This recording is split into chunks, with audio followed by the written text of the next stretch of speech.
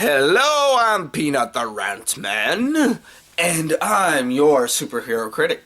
When it comes to comedy superhero shows, there's one cartoon from the 90s that stands out above all the rest.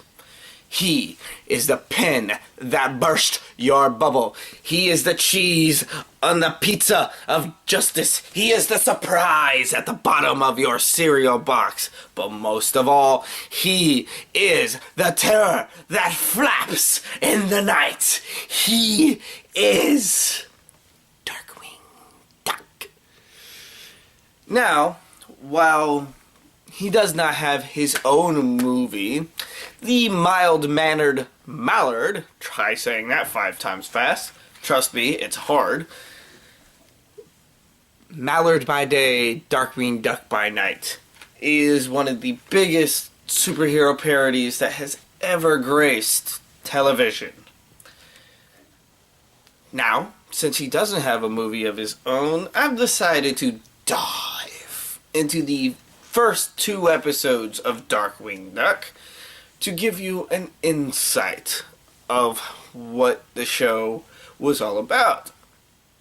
So sit back and enjoy while we get dangerous.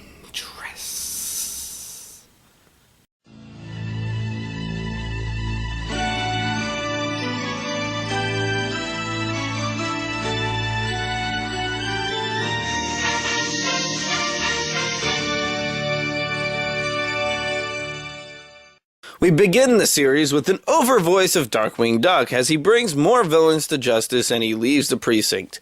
He then comes to the realization that no one's there to actually help him celebrate his victory. Oh, I must go. The scent of crime is in the air.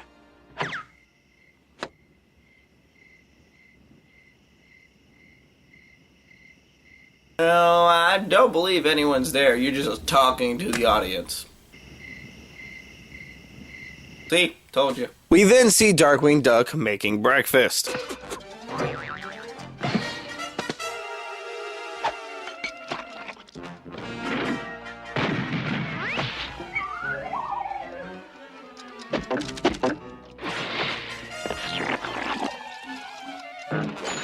Yes! A new world's record!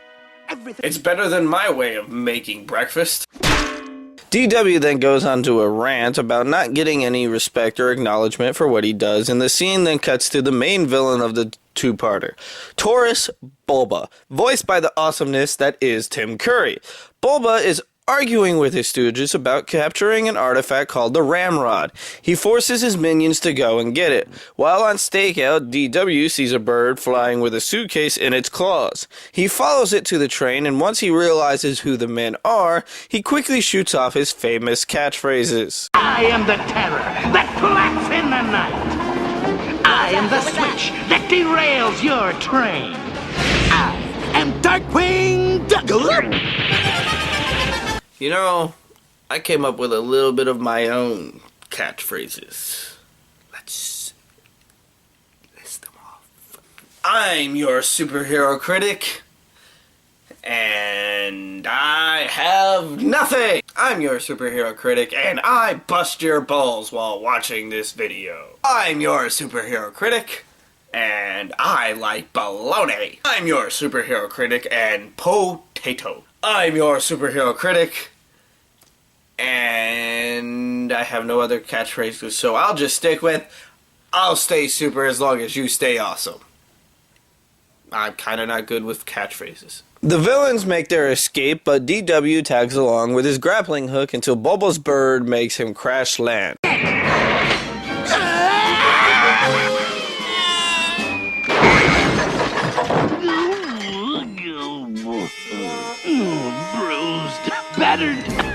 DW then meets Launchpad McQuack, who first thinks he's a pirate until he realizes who he really is. Launchpad declares himself as his biggest fan, and DW tells him about the criminals he's chasing. The two begin their chase in Pad's airplane as they start chasing the big bird until they crash into a pole.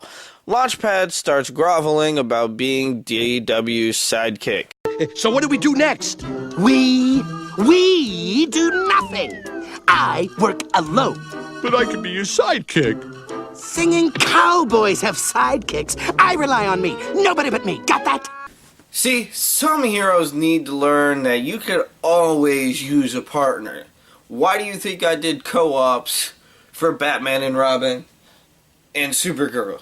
Because I'm not going to sit through a shitty movie by myself. Bulba then learns that the Ramrod will not work without a code that Waddlemeyer has programmed into the device.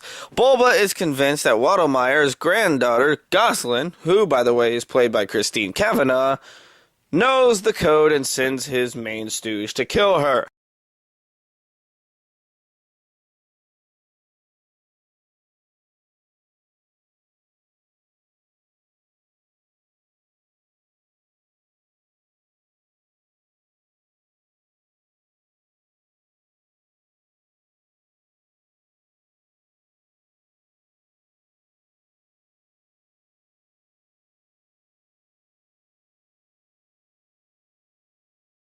We as an audience then get to meet Gosalyn for the first time, who is apparently an orphan.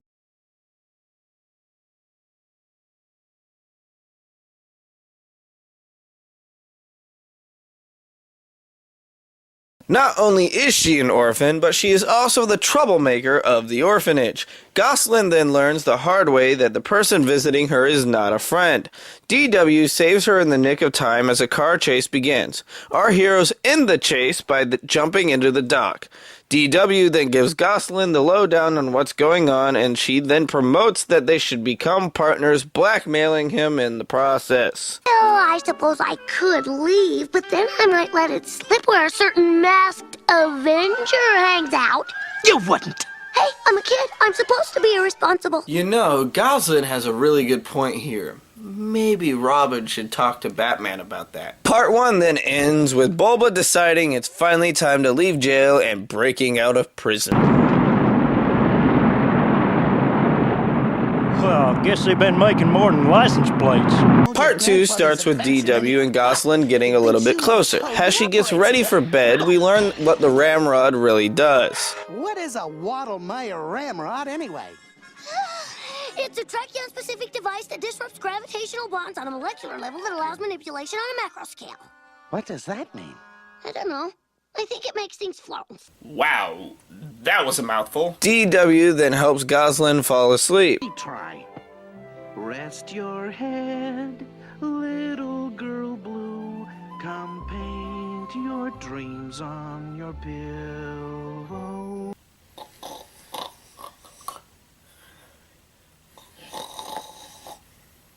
Huh?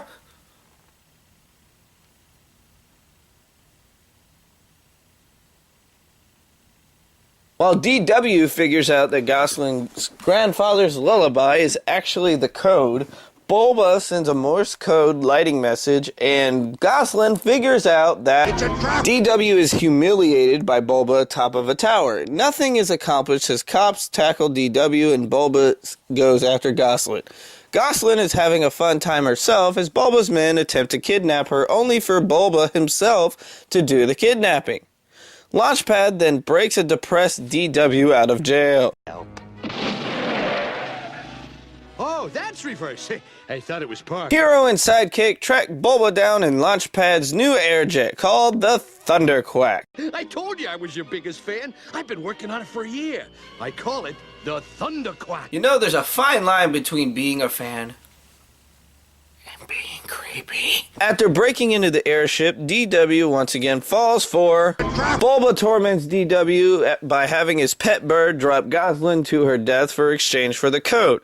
With the code in place, the Ramrod is now in working condition, and Bulba begins to steal gold from a depository. No longer needing Gosalyn, Bulba decides to drop her anyway. Launchpad saves her in time, and DW begins his heroic rise to defeating Bulba. The terror that flaps in the night. There, shoot the smoke. I am the chill that runs up your spine. I am Dark. DW begins to mess with all the buttons on the Ramrod, causing it to shoot Bulba's airship, causing the ship to fall into the ocean.